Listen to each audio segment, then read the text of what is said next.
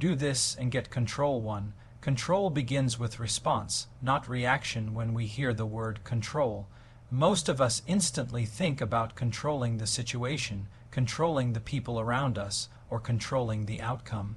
But let's cut to the truth. Life doesn't bend itself to us. People are unpredictable. Situations can flip upside down in seconds. Outcomes often refuse to line up with our plans. So if control doesn't start out there, where does it start?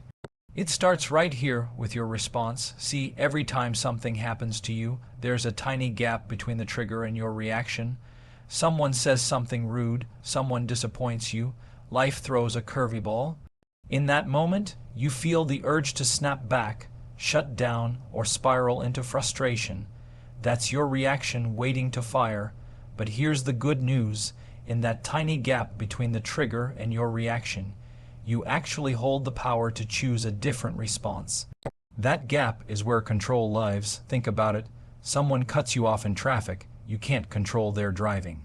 But in that moment, you can control whether you tailgate them, scream through your windshield and carry that anger into your day, or whether you breathe, let them speed ahead and protect your own peace.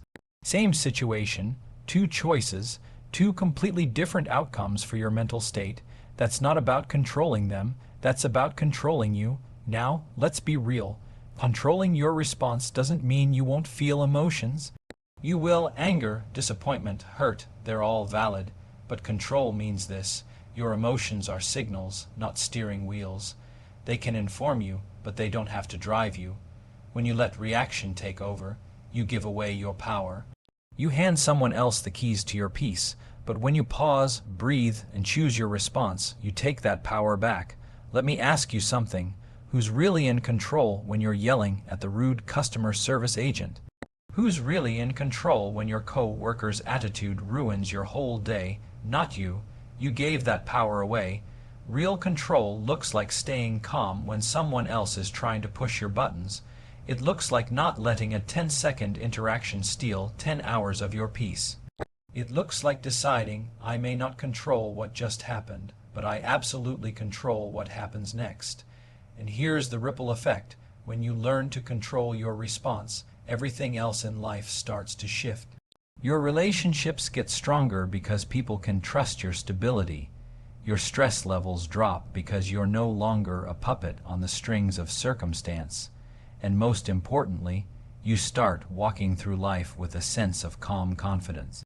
Now, I'm not saying this is easy. Reaction is fast, response is slow, reaction is natural, response is intentional, but that's the point. Anyone can react. Few choose to respond, and the ones who do, those are the ones who build real control in their lives. So here's the challenge. Next time you feel triggered, catch yourself.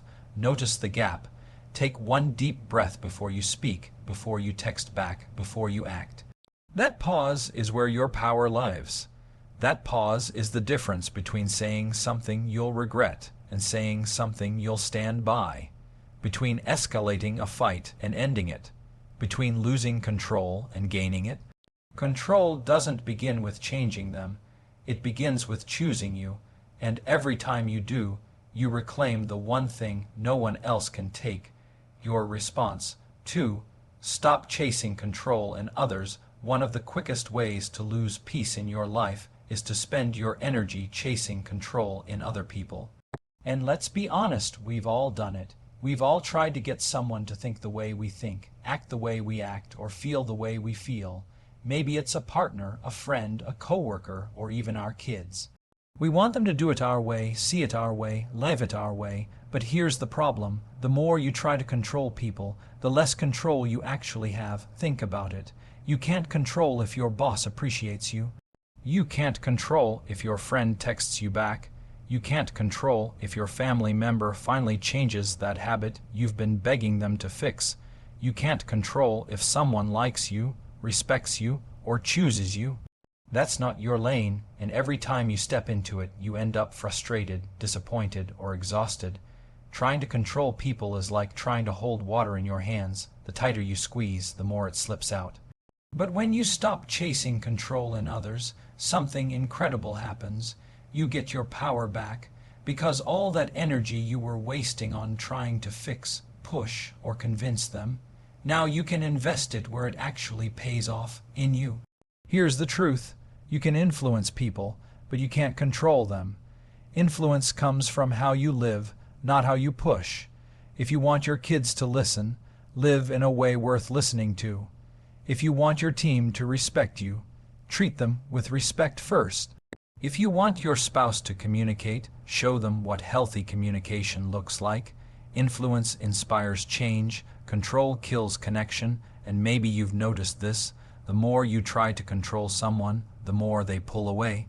Why? Because control feels like suffocation. Nobody wants to be managed like a project or manipulated like a puppet. People want to feel free. They want to feel chosen, and love, respect, trust. Those things can't be forced. They have to be given freely. So let me ask you, how much lighter would your life feel if you stopped carrying the responsibility for other people's choices? How much peace would you get back if you stopped obsessing over how they act and started focusing on how you react? See, when you let go of controlling others, you stop living on an emotional roller coaster. Their mood doesn't dictate yours. Their decisions don't destroy your day. Their lack of effort doesn't drain your energy. You stay steady even when they don't. This doesn't mean you don't care. It doesn't mean you stop setting boundaries or having standards. In fact, it's the opposite. When you stop chasing control in others, you finally make space for healthy boundaries. You stop trying to force them into your box, and you start standing strong in your lane. You say, here's who I am, here's what I allow, here's what I won't tolerate.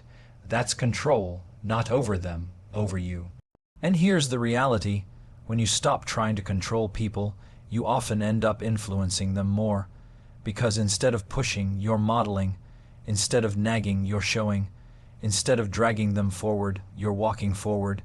And if they're meant to come with you, they'll follow. But even if they don't, you're still free. Free from the stress of trying to be the manager of everyone else's life.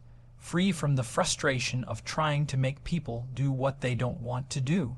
Free from the illusion that your happiness is tied to their behavior. So let me leave you with this. Control isn't about getting people to move the way you want. It's about moving yourself in the way you need. Stop chasing control in others. Start mastering control in you. Because when you do, you'll discover a life that's lighter, freer, and far more peaceful than you ever thought possible. 3. Discipline is control if you really want control in your life. Here's the secret. Discipline. Not motivation, not luck, not waiting for the perfect moment. Discipline. Now, most people hear that word and immediately think hard work, strict rules, or no fun, but that's not what discipline really is. Discipline isn't punishment. Discipline is freedom. Think about it. The person who has discipline with money has freedom when emergencies come. The person who has discipline with health has freedom to live longer and stronger. The person who has discipline with words has freedom from regret. Discipline is the price you pay up front so you don't have to pay with chaos later. And here's why discipline is control. Because every disciplined choice is you telling yourself, I run my life, my cravings don't, my excuses don't, my emotions don't, I do. Let's break it down. You say you want to get in shape. That's great, but wanting won't change your life. Wanting is cheap. Discipline is what gets you up when the alarm goes off. Discipline is what makes you choose water over soda, even when you're craving sugar. Discipline is what gets you out the door for that walk when Netflix sounds better. And every time you follow through, you're building control. Or let's say you want to grow in your career. Discipline is showing up on time when no one else does. Discipline is preparing for the meeting when everyone else wings it. Discipline is putting in the extra reps on your skills when nobody's clapping for you. That consistency, that's control. See, the truth is, most of us don't lose control in big, dramatic moments. We lose control in small daily decisions, hitting snooze 5 times, saying just one more when we know it's not, scrolling for hours instead of using that time to grow, Those small lapses steal more control from us than we realize. But discipline flips it. Every small choice adds up. Every no to distraction is a yes to direction. Every moment you choose structure over impulse, you're stacking bricks in a life you can actually depend on. Now, don't get me wrong. Discipline isn't about being perfect. You'll slip, you'll miss days, you'll make mistakes, but discipline means you get back up, you reset, you remind yourself, control doesn't come from what I do once, it comes from what I do consistently. And here's the best part, discipline compounds. At first, it feels hard. You're fighting habits, emotions, and old routines, but over time, what was hard becomes natural. What was exhausting becomes automatic. And suddenly, the thing you had to force yourself to do becomes the thing you can't imagine not doing. That's when you know you're living in control, and don't think discipline kills your freedom. It's the opposite. A lack of discipline keeps you enslaved to debt, to poor health, to stress, to regret.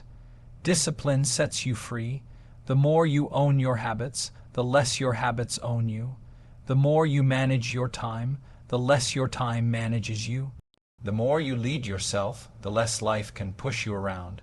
So ask yourself this: where in your life are you losing control because you're lacking discipline?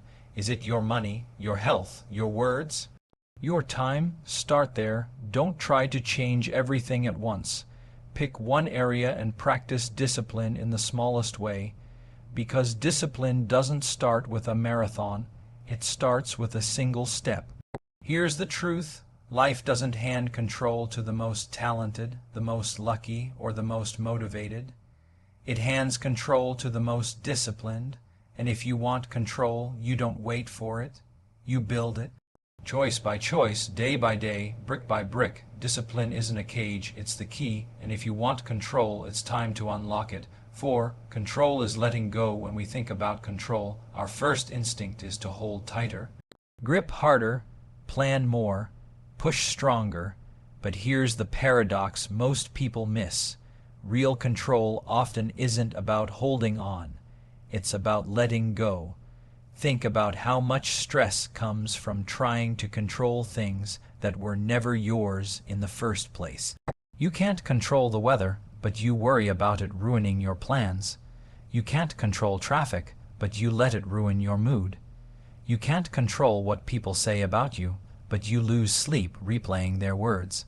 That's not control, that's captivity. The tighter you hold on to things you can't control, the more those things end up controlling you. Let's make it personal. You can't control whether your friend apologizes. You can't control whether your boss finally notices your effort. You can't control whether your partner reacts the way you wish they would. But you can control whether you spend your energy clinging to expectations that never get met, or whether you let them go and free yourself from the constant cycle of disappointment. Letting go doesn't mean you stop caring. It means you stop carrying what was never yours, because here's the truth. Every ounce of energy you waste trying to control people or circumstances is energy you could use to build yourself. You could be learning. You could be growing. You could be creating peace in your own lane, but instead you're drained by what you can't change. Control isn't about forcing outcomes. It's about releasing them. Do the work, give your best, and then let go of what you can't control. That's where peace lives. For example, let's say you study hard for an exam. You can't control the curve, the questions, or how everyone else performs, but you can control your preparation. Once the test is over, it's out of your hand. Stressing about it won't change the grade, but letting go protects your peace. Or maybe you're in a relationship where you've done your part, communicated, been honest, shown up with love, but the other person isn't meeting you halfway. You can't force them to change. You can't drag them into growth. Control isn't clinging tighter. It's letting go and saying, I won't keep shrinking myself while waiting for you to grow. That's strength. That's control. And maybe the hardest part of letting go is this. You have to release not just people, but also the version of life you thought you'd have by now. Some of us are still trying to control a picture in our head of how life should look. The career should be further, the relationship should be easier, the success should have come faster, but clinging to should will only keep you stuck. Letting go of the old picture makes space for the real one to develop. Here's the thing, letting go is not weakness, it's wisdom. Weakness says, if I don't hold on, I'll lose everything. Wisdom says, if I keep holding on, I'll lose myself. The moment you let go of controlling others, you gain control over yourself. The moment you let go of needing every outcome to go your way, you gain control over your peace. The moment you let go of trying to manage things beyond your reach, you gain control over what's actually in your reach. So ask yourself right now, what am I still trying to control that isn't mine? Who am I still trying to change? What outcome am I still clinging to? Write it down, name it, and then release it. Because here's the truth, you will never control everything. But you don't need to. Peace doesn't come from grabbing tighter, it comes from letting go. Control is not about conquering everything around you. Control is about mastering the release inside of you. And when you learn to let go, you don't lose control, you finally find it. 5. Peace is the reward of control. Let's be honest. Most of us don't actually want control, just for the sake of control. What we're really after is peace. We want to feel calm inside. We want to stop living like every problem, every person, and every curveball has the power to wreck our day. We don't want chaos ruling our minds. We want peace ruling our hearts. And here's the connection most people miss. Peace is not something you stumble into. Peace is not something the world hands you when things finally calm down. Peace is the reward of control. Think about it. When you control your reactions instead of exploding at every irritation, what do you feel afterward? Peace. When you stop trying to control people and let them be who they are, what settles in your soul? Peace. When you let go of outcomes you can't change, what finally fills that empty space? Peace. Peace is the fruit of choosing control in the right places. The opposite is true, too. When you try to control what was never yours, you get stress, not peace. When you react instead of respond, you get regret, not peace. When you refuse to let go, you get tension, not peace. Let me paint a picture. Imagine someone insults you online. If you react in anger, argue, type paragraphs, prove your point, you don't feel better afterward. You feel drained. But if you pause, breathe, and remind yourself, their words don't define me, you keep your peace. Same situation, two different levels of control. And the one who controls themselves wins peace every single time. Peace is not passive. It's not sitting in a corner chanting positive vibes only. Peace is active. Peace is the reward of making tough, intentional choices. The choice to walk away instead of escalate. The choice to pause instead of panic. The choice to forgive instead of fester. And here's the truth. Peace is stronger than power. Anyone can dominate a room with volume or force, but the one who stays calm, steady, and unshaken in the middle of chaos, that's real strength. That's real control. Here's another way to see it. Have you ever met someone who seems unbothered? No matter what's happening, they're not cold. They're not checked out. They're just steady. That's not luck. That's not personality. That's practiced control. That's peace as the reward of thousands of little choices to stay in their lane and master themselves. And let's talk about freedom. Peace is freedom. Without control, you're a prisoner to every mood around you. You're enslaved by circumstances. You're at the mercy of whoever talks loudest or acts rudest. But with control, you're free. Because peace means this, I may not control what happens, but I will not let it control me. Here's the question. What are you trading your peace for? Someone else's approval, an argument that doesn't matter, an outcome you couldn't force anyway. Peace is too valuable to be bargained away like that, because at the end of the day, peace will outlast the problem. Problems come and go, people change, circumstances flip. But peace will carry you through, and don't forget this peace is contagious. When you carry peace, you shift the atmosphere around you. Your calm calms others. Your steadiness steadies others. Your control creates space for others to feel safe, and that ripple effect, that's leadership, that's influence. So here's the challenge. Before you chase control in the wrong places, ask yourself, what will this cost me? If it costs you your peace, the price is too high, because peace is not just the reward of control. Peace is the proof of it. You want to know if you're really in control. Look at your peace. If it's steady, so are you. 6. Control is freedom. Most people think of control as restriction. Rules, boundaries, limitations. They hear control and picture a life that's rigid, uptight, and joyless. But here's the reality. Control is not a cage. Control is freedom. Think about the areas of your life where you've felt most out of control. Finances, health, emotions, relationships. Did it feel like freedom? No, it felt like being trapped. Trapped by debt. Trapped by cravings. Trapped by overthinking. Trapped by drama. Lack of control doesn't give you freedom. It steals it. Now flip it. When you take control of your money and you know where it's going, you're not limited. You're free. Free to give, free to save, free to sleep at night without stress. When you take control of your health, you're not restricted. You're free. Free to move, free to live longer, free to play with your kids without running out of breath. When you take control of your emotions, you're not shut down. You're free. Free to show up steady in every environment. Free from being a prisoner of moods, free from reacting to every little thing life throws at you. Control doesn't steal freedom, control creates it. Let's take driving as an example. If you've ever taught a teenager how to drive, you know how nerve-wracking it is when they're jerking the wheel, forgetting the brakes, or drifting out of their lane. You don't feel free in that passenger seat. You feel tense, trapped, and powerless. But when the car is under control, when every movement is steady and intentional, you can finally relax. The same is true in life. Without control, you live tense, anxious, and afraid of the crash. With control, you live steady, confident, and free. Here's the hard truth. Freedom without control is fake freedom. It feels good for a moment, but it enslaves you in the long run. Eating whatever you want without control feels like freedom today, but costs you energy and health tomorrow. Spending without control feels like freedom at the checkout, but chains you to debt down the road.